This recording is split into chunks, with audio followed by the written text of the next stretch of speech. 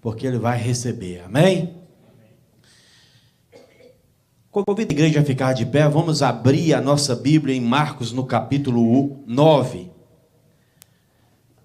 Evangelho de Marcos, capítulo 9, nós vamos ler o versículo 21.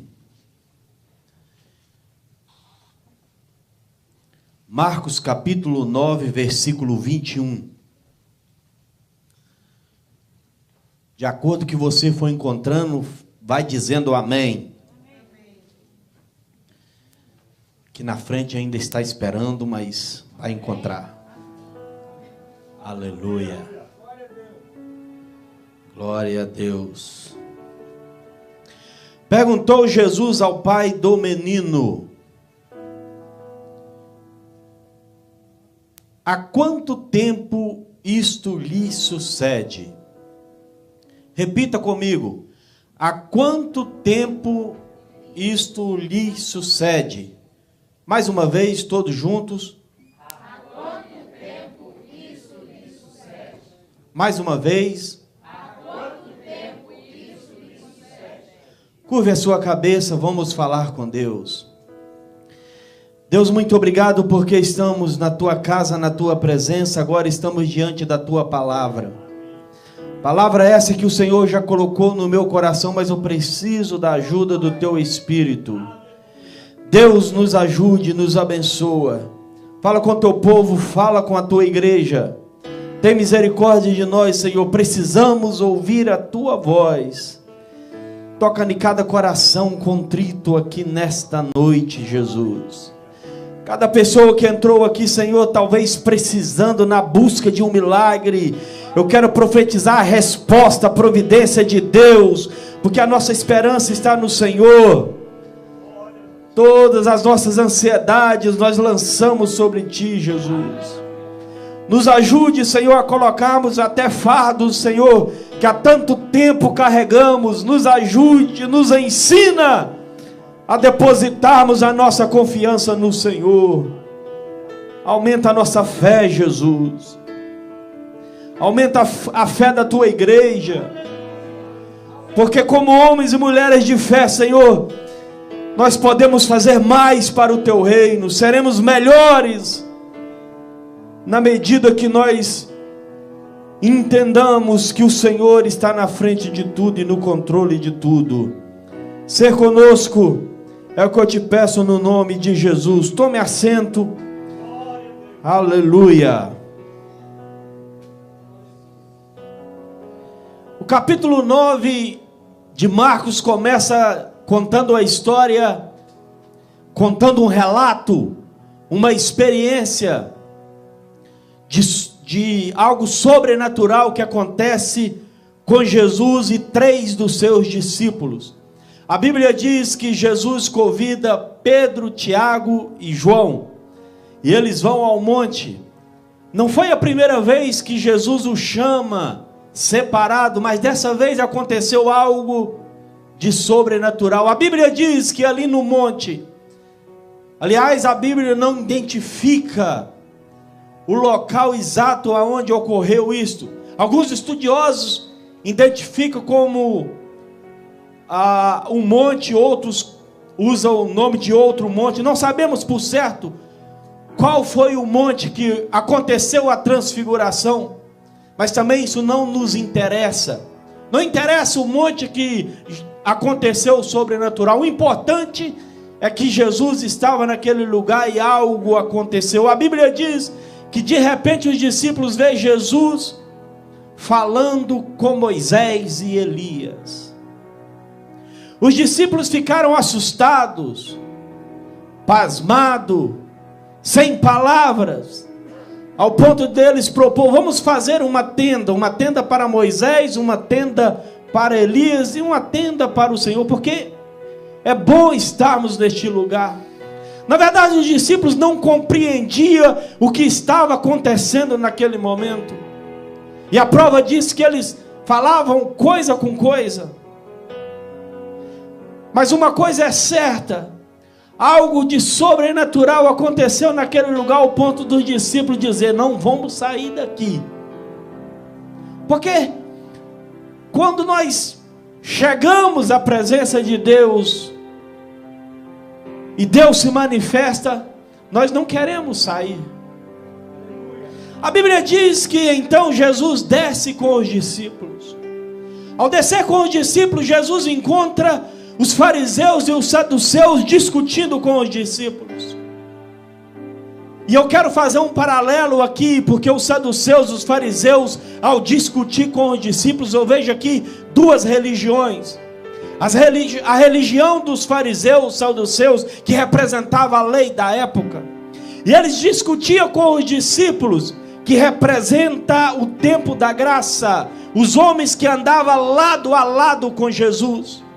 Nessa discussão, eles discutiam porque alguma coisa havia acontecido e eles não puderam solucionar. Porque a lei naquele tempo não podia fazer nada para o homem. E os discípulos, que representam o tempo da graça, embora eles viviam com Jesus, eles não o conheciam.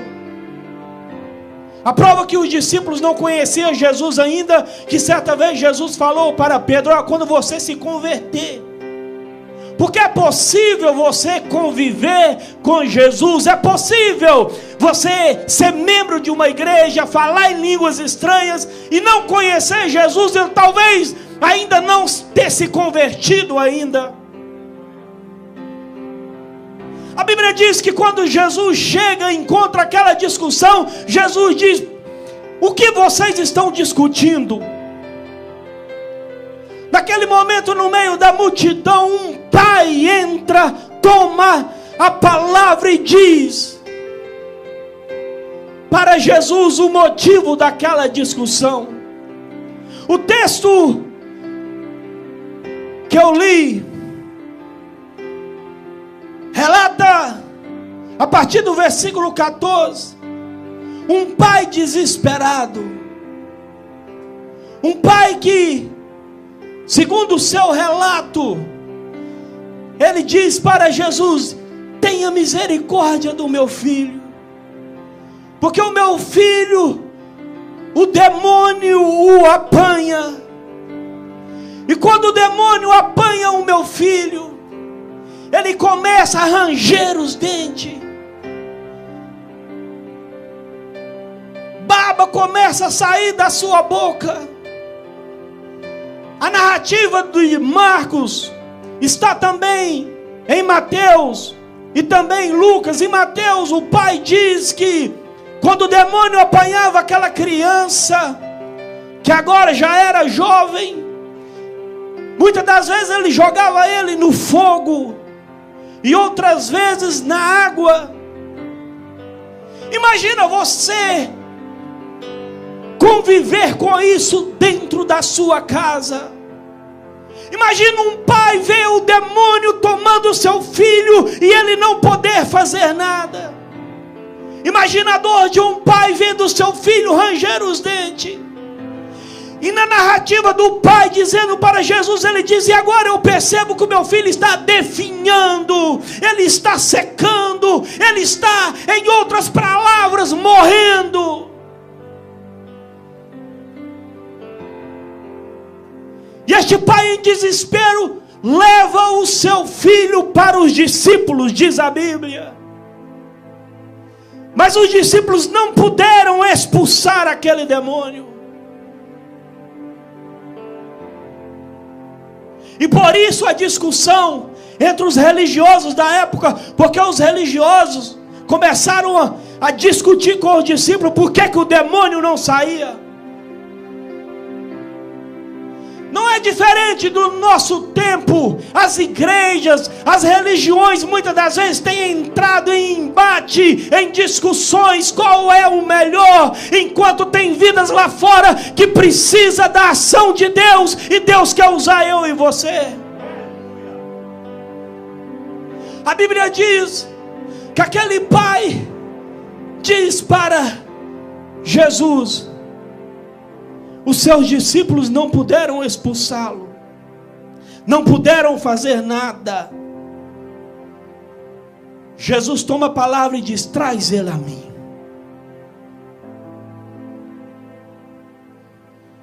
Os discípulos não puderam fazer nada. Traga para mim. Porque tem coisa que não adianta você acusar os discípulos. Tem situações em nossa vida que não adianta você acusar a igreja. Não adianta você acusar o pastor, porque o pastor não pode fazer nada. Não adianta você dizer há muito tempo e a igreja ainda não fez nada por mim, não vai fazer.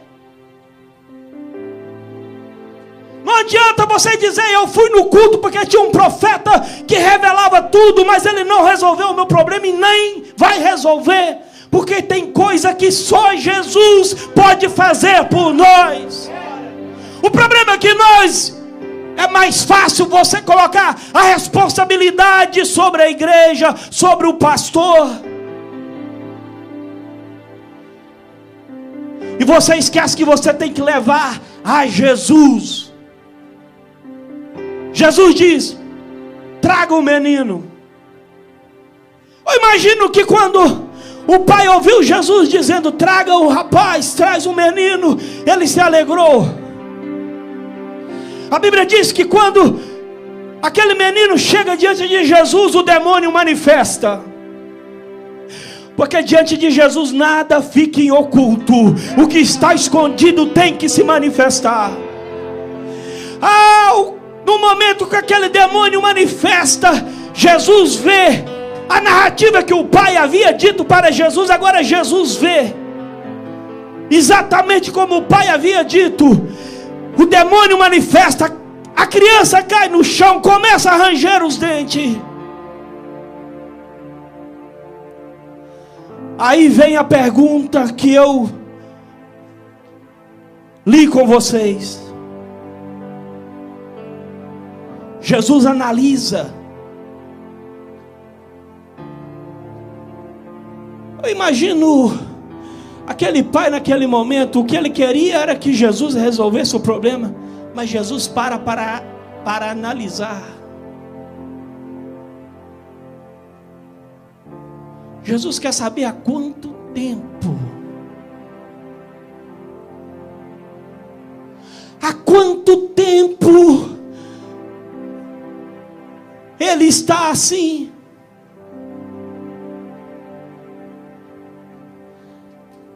Jesus vê a manifestação do demônio.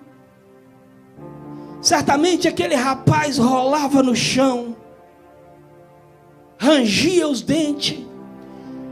Seria mais fácil para nossa compreensão Jesus resolver o problema de imediato, mas Jesus quer saber há quanto tempo. Há quanto tempo essa situação está assim? Jesus pergunta nessa noite.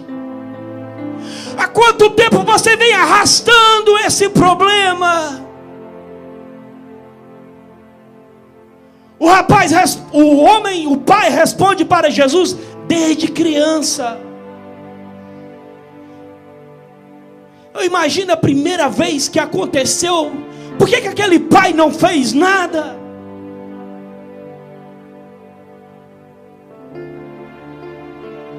Por que você está arrastando um problema há muito tempo e ainda não tomou uma atitude de trazer a Jesus?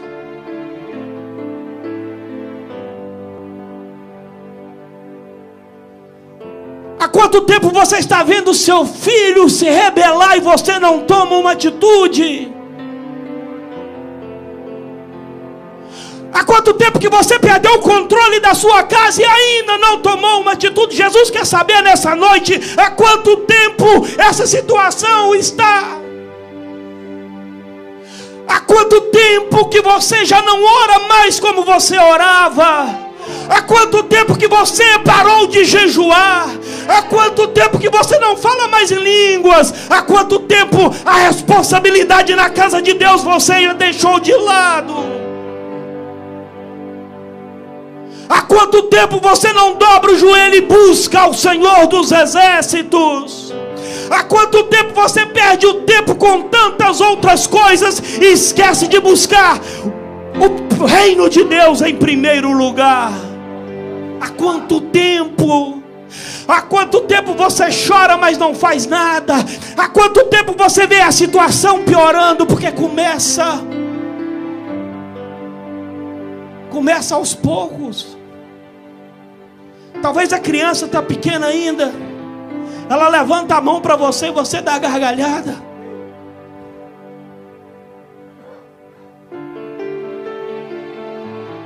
Você dá uma ordem e ela te desobedece e você não faz nada. Isso aí vai piorando. E Jesus nessa noite está perguntando: há quanto tempo?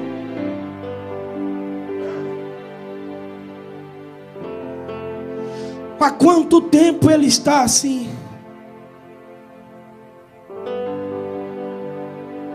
Nós temos que entender que tem coisa que nós temos que tomar atitude imediata, senão as coisas saem fora do controle. Este pai já não tinha controle sobre o seu filho.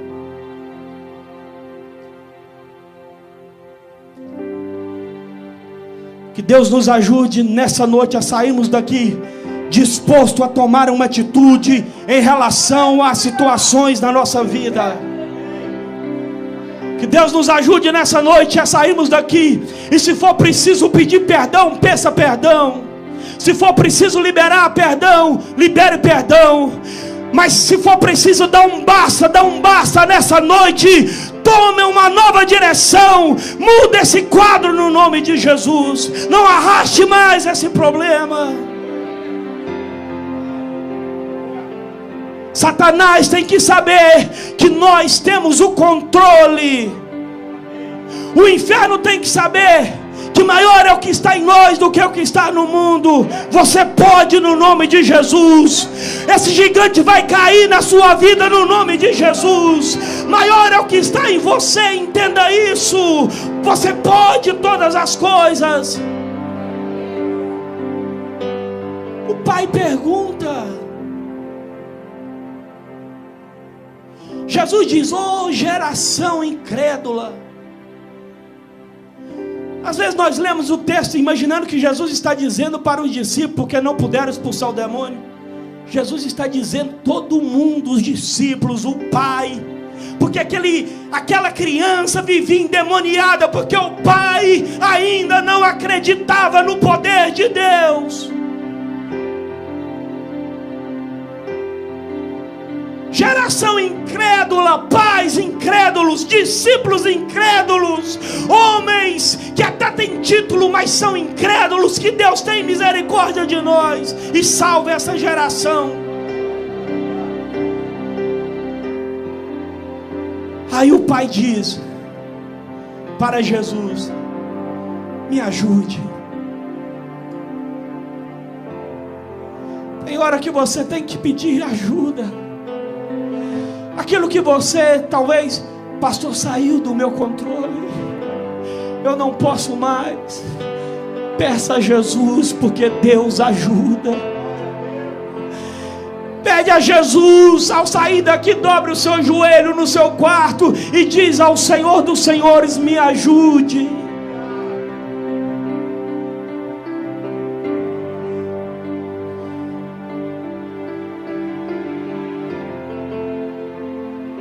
Jesus pergunta ao pai: você crê?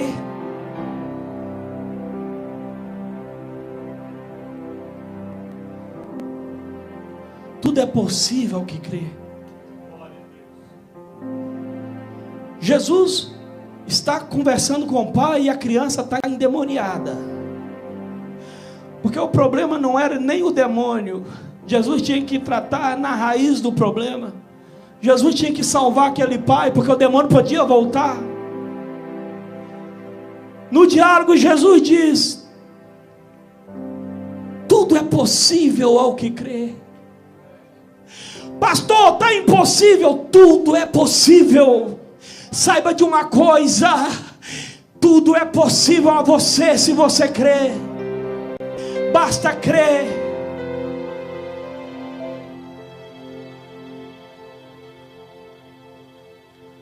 Agora Jesus vai no ponto. Porque se eu perguntasse aqui: você crê? Você diria: eu creio. Agora imagina Jesus perguntar se você crê. Você vai responder que crê. Mas ele não cria. Jesus sabia que ele não cria, embora ele disse: eu creio. Porque às vezes é assim. Nós falamos que acreditamos, nós queremos até contar o testemunho na frente, mas no fundo você precisa de ajuda. Jesus vai no ponto: você crê?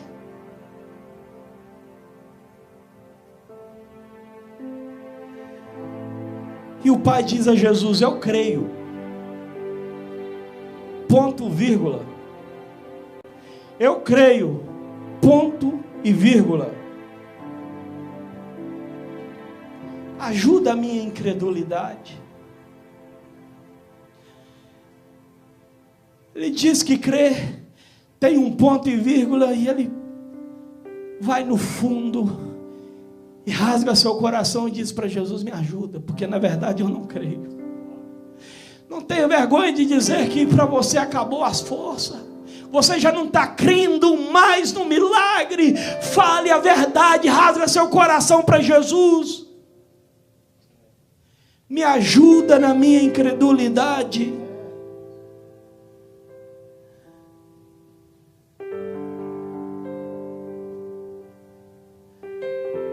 Porque muitas das vezes nós vivemos uma vida de aparência. Queremos agradar. Estamos chorando, mas tiramos uma foto sorrindo para colocar no Facebook. Estamos mal. E não pense que você é pior do que os outros porque você está mal. O apóstolo Paulo, certa vez ele diz que eles desistiram da vida. Vivemos um século onde mais as pessoas têm entrado em depressão. E um dos motivos da depressão é porque você não rasga o seu coração, não vive uma vida autêntica. Queremos viver de aparência. Estamos mal, mas queremos parecer que está tudo bem. Se está mal, rasga seu coração, fala com Jesus, porque Ele vai entrar com providência na sua vida.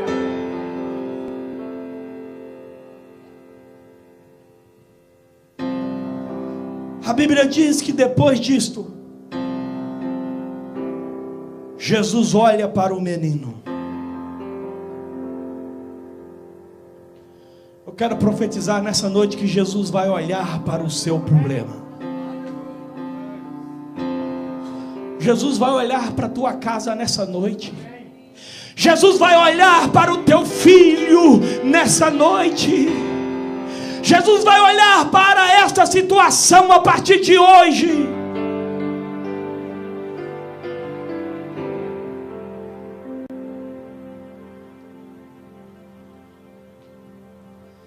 A Bíblia diz que Jesus diz ao demônio: sai dele e não volte mais. Quero profetizar que nessa noite que essa situação vai sair da sua vida no nome de Jesus. E nunca mais vai voltar. Vai cessar esse problema no nome de Jesus. Sai dele e não volte mais.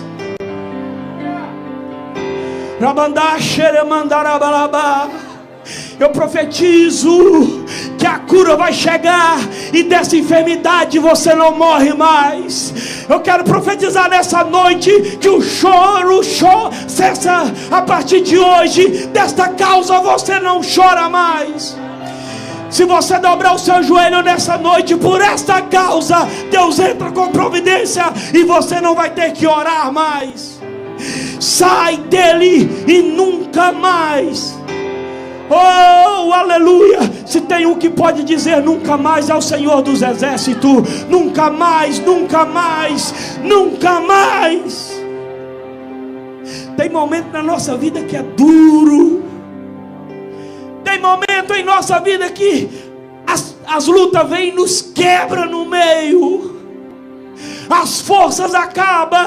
Jesus diz nessa noite: nunca mais.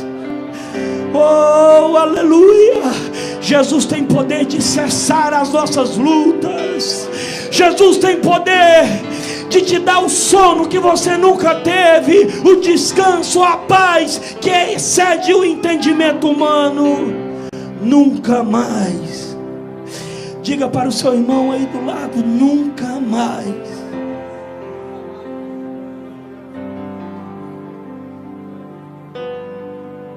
A Bíblia diz que depois disso,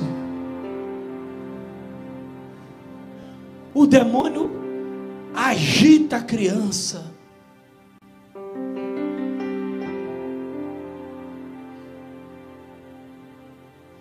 Joga ela no chão. O pai pensou que ele estava morto. E o pior não é você pensar que está morto, é você ouvir as pessoas dizendo: está morto. Espera aí, mas Jesus não fez. Quantas das vezes saímos do culto achando dessa vez deu certo, chega lá a situação parece que está pior. Espera aí, saí de um culto avivado, Deus me visitou, falou comigo, mas o problema continua. Ele está só agitando, mas ele vai sair e nunca mais ele vai voltar. O pai pensou que estava morto. Os que estavam ao redor disse: morreu. As pessoas podem dizer que para você acabou, morreu, mas a Bíblia diz que Jesus agora toma a criança e coloca ela de pé. Jesus vai tomar nas mãos dele esta causa.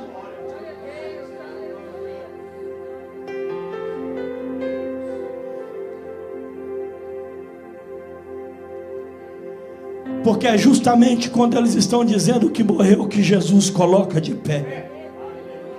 É justamente quando ele diz: a lei acabou, que Jesus abre uma porta no nome de Jesus. É justamente quando o médico diz: acabou, aí que Jesus entra e coloca de pé para que o seu nome seja glorificado. Quando você começar a ouvir notícia ao seu lado: morreu, acabou, fechou a lei, não tem mais jeito, se prepara, porque Jesus vai entrar e vai pôr de pé no nome de Jesus. Fique de pé.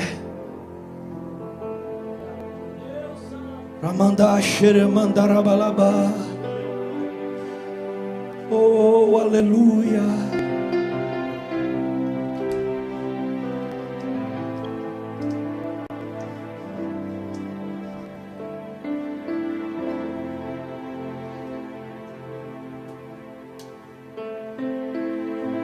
O que nós temos que entender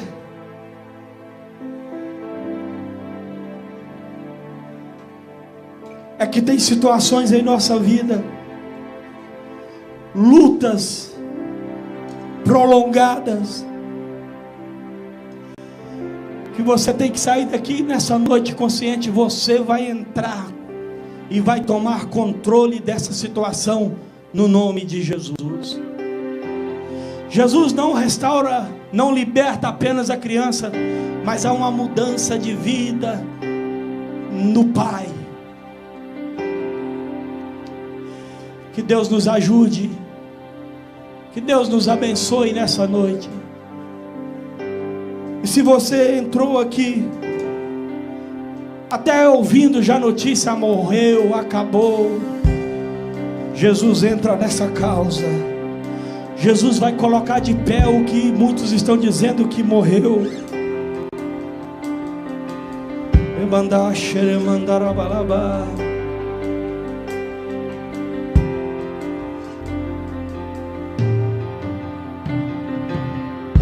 A Bíblia diz que Jesus entra em casa.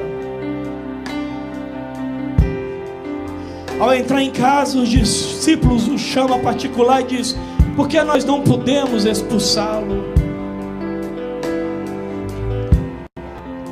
Jesus diz para os discípulos: esta casta só é possível ser expulso com jejum e oração.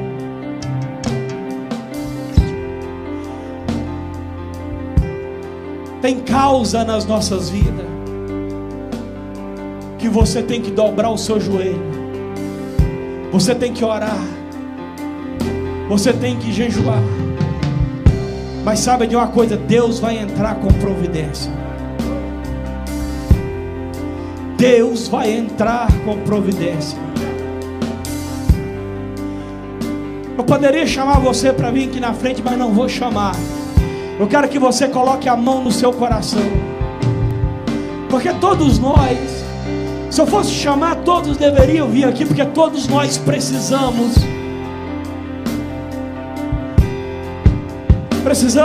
da ajuda de Deus. Talvez nessa noite a sua oração é: Deus, ajuda na minha fé. Mas eu quero que nessa noite você faça uma oração sincera para Jesus. Larga a aparência de lado e diz: meu Deus, eu preciso ser melhor, eu preciso orar mais, eu preciso ler a tua palavra mais, eu preciso tomar com seriedade algumas coisas, eu preciso tomar o controle de algumas coisas.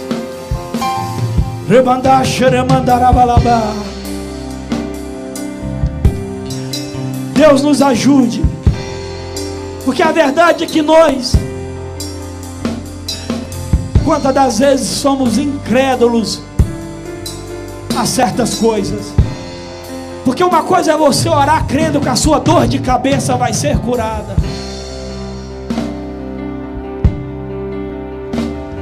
a outra coisa é você orar para um defunto ressuscitar. Isso aí mostra o nosso limite de fé. Mas se você orar pedindo ao Senhor para aumentar sua fé, o defunto levanta no nome de Jesus. A Bíblia diz que Jesus deu uma ordem imperativa, e essa ordem não foi para a igreja primitiva da época. Essa ordem é para mim e para você no dia que nós aceitamos Jesus como Salvador. A Bíblia diz: e esses sinais seguirão os que creem, em meu nome expulsarão demônios. Você está esperando esse demônio sair o dia que o pastor for na sua casa? Você vai sair daqui com autoridade para expulsá-lo no nome de Jesus. E esses sinais seguirão os que creem, em meu nome expulsarão demônios, falarão em novas línguas. Pastor, há muito tempo que eu não falo em línguas. Fale em línguas, seja renovado nessa noite. Em meu nome expulsarão demônios, falarão em novas línguas, colocarão as mãos sobre os enfermos e eles serão curados. Oh, aleluia, sinais é para mim e para você. Oh, aleluia, você tem autoridade nesta causa. Deus nessa noite te capacita. Deus nessa noite aumenta a sua fé.